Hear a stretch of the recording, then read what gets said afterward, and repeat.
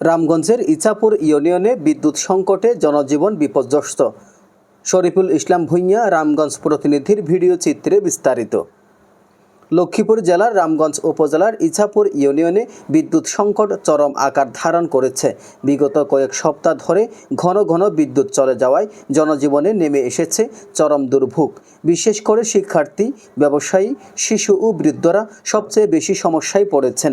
স্থানীয়দের অভিযোগ, দিনে ও রাতে একাধিকবার বিদ্যুৎ চলে যায় এবং দীর্ঘ সময় ধরে থাকে না, ফলে শিক্ষার্থীদের পড়াশোনায় মারাত্মক ব্যাঘাত ঘটছে। স্থানীয়দের অভিযোগ, দিনে ও রাতে একাধিকবার বিদ্যুৎ চলে যায় এবং দীর্ঘ সময় ধরে থাকে না, ফলে শিক্ষার্থীদের পড়ালেখায় মারাত্মক ব্যাঘাত ঘটেছে। বিশেষ করে এইচএসসি পরীক্ষার্থীরা পড়ালেখা করতে না পেরে মানসিকভাবে ভেঙে পড়েছে।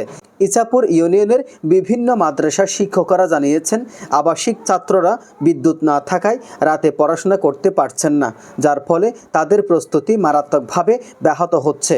অবিরাম বিদ্যুৎ বিভ্রাটের কারণে বাসাবাড়ির ফ্রিজ, টিভি, ফ্যানসহ বিভিন্ন ইলেকট্রনিক যন্ত্রপাতি নষ্ট হয়ে যাচ্ছে। প্রচণ্ড গরমে বিদ্যুৎ না থাকায় অসুস্থ হয়ে পড়েছেন এলাকার অনেক বৃদ্ধ ও শিশুরা।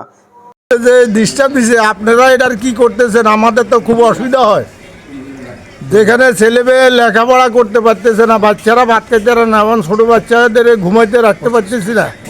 হ্যাঁ, অসুখ বিসুখ, ওইদিকে দোকানপাট চালাতে পারতেছে না, অন্ধকারে গরমে মানুষ সিদ্ধ হয়ে যায়। আপনারা এটার কি পদক্ষেপ নিয়েছেন? কোনো কিছু করেন? হ্যাঁ, আমরা তো বিল দিয়েছি, আমাদের যেখানে বিল উঠতো 200, এখানে উঠা 500।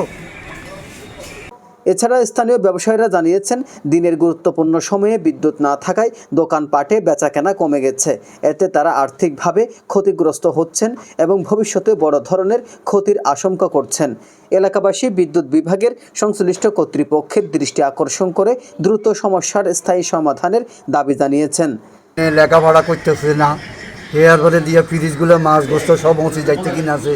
হেয়ারের অসুখ বিসুখ ফলায়নের এই কারণের ব্যাপারে অসুখ বিসুখ হয়ে গেছে, কিন্তু জ্বরে ভুগতে আছে। এজান নিজামুদ্দিন, ডেস্ক রিপোর্ট।